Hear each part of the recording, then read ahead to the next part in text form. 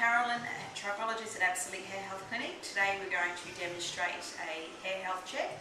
We're just checking that the hair in general is growing properly, seeing if we've got any types of thinning, and we're also looking at the scalp to see the product build up, and just in general a hair health and scalp check.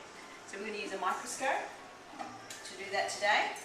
So I go through and I put the microscope directly on the scalp in the terminal area, and what I can see is here on the computer screen is the actual hair and scalp, very highly magnified using a 60 times magnifying lens.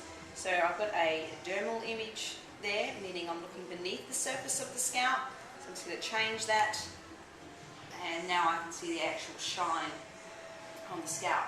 So what I can see here is in this little frame is about 1 centimetre square. I can see your terminal hairs, so your big, strong hairs that are growing normal. Yeah. I can see some of your, I call them sparkles. Yes. Yeah. We all like the sparkles, and we can see that the diameter of them are the same. But can you see these other hairs in amongst it? Yep. They're not actually growing properly.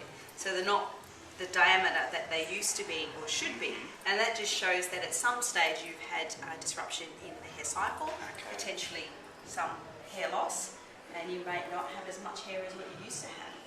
If we find this in the terminal area, which is our back area of the scalp, it's not affected by hereditary or hormonal, then we know that it's going to affect the entire scalp. So if we go up into the recessions and the top area, which can be affected by what we call male pattern thinning, that explains why we get a little bit more receding or top thinning. Okay. So now we know a little bit of what we're looking for. Okay. We'll just go to a few different areas, and we can see them there as well. Yeah, I see those. And your scalp's quite shiny. Is that from the product? The You amount of product I use? You don't seem to have as much product in the back as what I can feel through the top. Yeah. But what I can see at the scalp, can you see these little shiny little rivers? Yes. That's a moist scalp. So you were outside just Yes. recently. It's Yeah. quite humid outside. It is very.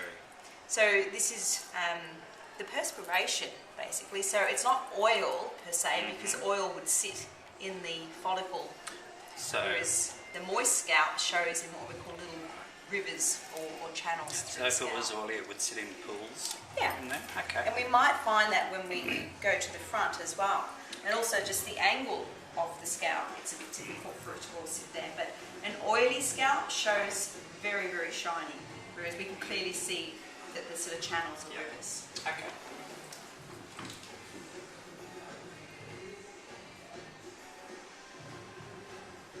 Okay, so we can just see that there's a bit of scale on the scalp as well. You can see Yeah. if I change my image, there's those little hairs that aren't quite the same diameter as the other ones hiding through, and there's your scale. Yeah, right. So when did you wash it again? Last time? This morning. So it just shows that we might need to address the shampoo procedure by including some brush therapy. You can see how shiny that is there. Yeah. See how that's more pooling rather than the rivers? Yeah. So then we've got oil and the sweat happening at the same time.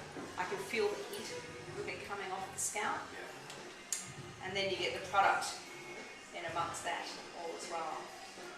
Now I can see all these little hairs that you could barely see in the other frame. So they all used to be like this, and we're just here in the side area. Yeah. So now we're going to move through, if I can, sorry, pull your hair a little bit because of the product. You can there. get in there. Okay, now we'll change. Alright, so when we come up here, I'm actually seeing holes, which are what we call empty follicles. Okay. So that's the area where the hair is supposed to come out. We're in the male pattern thinning area, so we can see some diffuse damaged hairs. We can now see some other hairs that are shrinking, and we've got empty follicles. So we do have a little bit of male pattern thinning just starting to happen in the recessions. Very, very common, but also very easy to prevent. And you're certainly not at the point that you'd need to do any treatment, but I would definitely suggest we do something to stop it from going any further. Okay. It's quite good through the front there. You see, you're all quite strong. Yeah. I was surprised. I thought that's where I had the problem.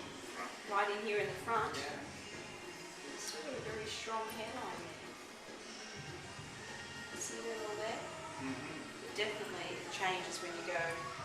Oh yeah. Oh, look at that. There's quite a few problems there. And very shiny, so you've got the product. Our forehead's always a little bit more oil as well. I'm just going to come over to the side. Our two sides are never exactly the same.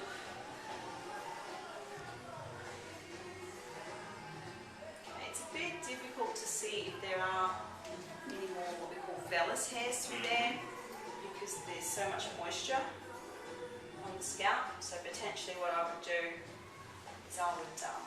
Would that be a vellus there that you can see? It could be. It's really distorted because of the amount of moisture that's on the scalp. Sure. So I'd probably like to go in on a very clean scalp to be accurate. Yep. But we know that we do have a little bit of male pattern thinning. Just check the crown as well. So you can see the diffuse damage hairs. But there's no empty follicles there like we saw in the recessions. Yeah. And through the top.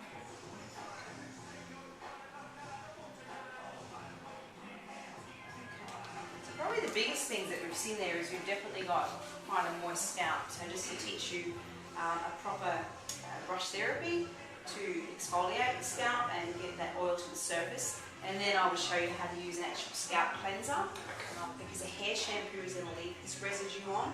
So we want to remove all the oil and the scale from the scalp. Okay. And then probably some topical treatments to prevent any further damage from the male pattern. Okay.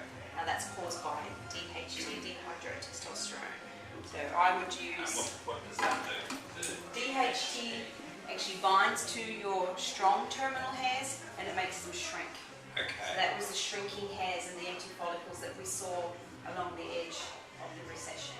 Okay. So I would use a simple formula, which is a topical spray on a clean scalp, because nothing is going to get through the oil that we have there at the moment. Yeah.